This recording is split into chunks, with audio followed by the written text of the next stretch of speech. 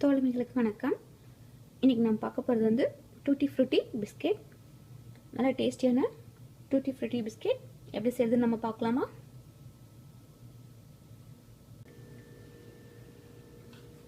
இப்போது 1 cup all purpose floor எடுத்திருக்கேன், 1/2 cup powder sugar எடுத்திருக்கேன், டூட்டி ஃப்ரூட்டி கொஞ்சம் எடுத்திருக்கேன், ஏலக்காய் 1 ஸ்பூன் எடுத்திருக்கேன், பேக்கிங் சோடா, பேக்கிங் பவுடர், அப்புறம் வந்து மில்க் பவுடர் வந்து ஒரு 3 ஸ்பூன் எடுத்துக்கலாம். இப்போ ஃபர்ஸ்ட் 2 ஸ்பூன் பட்டர் எடுத்துக்கலாம்.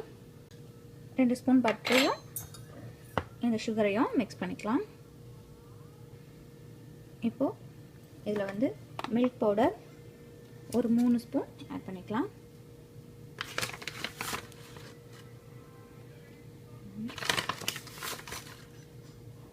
ரெண்டு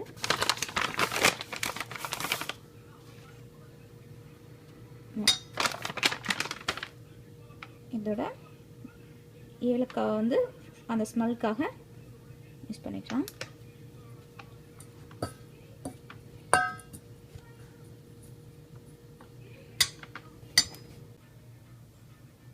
பேக்கிங் சோடாவை அந்த மாவில் கலந்துக்கலாம். 1 ஸ்பூன் பேக்கிங் பவுடர் 2 ஸ்பூன் இந்த ஸ்பூனில், அவ்வளோதான். இப்போது இதில் வந்துட்டு இந்த பவுடரை நல்லா இது மிக்ஸ் பண்ணிக்கோங்க. சும்மா இந்த பவுடரையும் இதில் ஆட் பண்ணிடலாம். மைதா மாவு, ஆல் பர்பஸ் ஃப்ளோர்.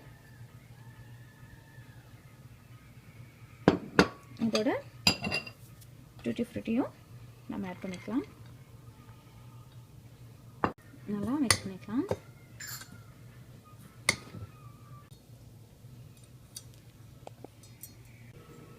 பார்த்திங்கன்னா நல்லா பிசைஞ்சு வச்சிட்டேன். இதை வந்து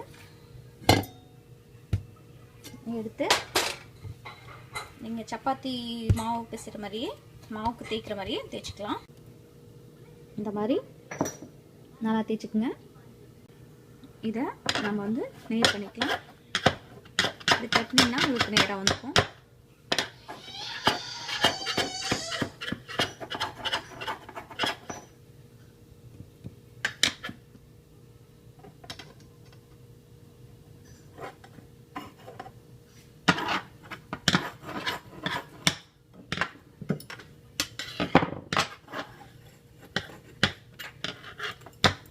இப்போ இதை கட் பண்ணிக்கலாம்.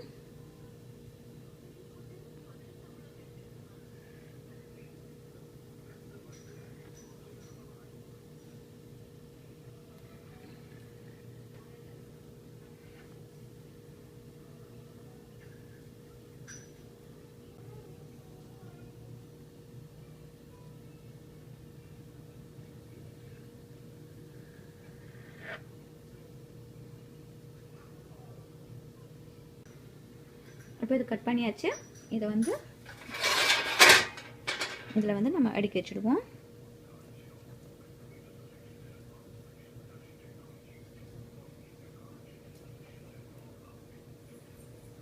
கொஞ்சம் ஸ்பேஸ் விட்டுக்குங்க, ஏன்னா வேக போகும்போது இடிச்சுக்கும். அதனால் கொஞ்சம் ஸ்பேஸ் விட்டு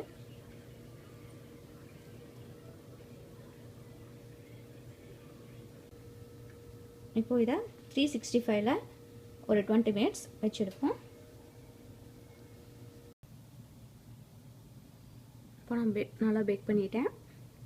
இதை வந்து பேக் பண்ணோடனே கரெக்டாக ஒரு 10 மினிட்ஸ் கழித்து நீங்கள் டெஸ்ட் பண்ணிங்கன்னா நல்லாயிருக்கும்.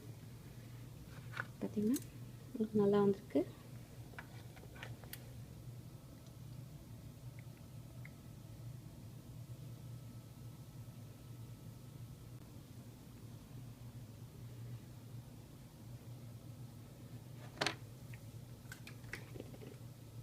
நல்லா டேஸ்ட்டாக இருக்குங்க. பாருங்கள், நல்லா பயங்கர கிறிஸ்பியாக இருக்குது, நல்லாயிருக்கு. நீங்களும் ட்ரை பண்ணி பாருங்கள். நன்றி, வணக்கம்.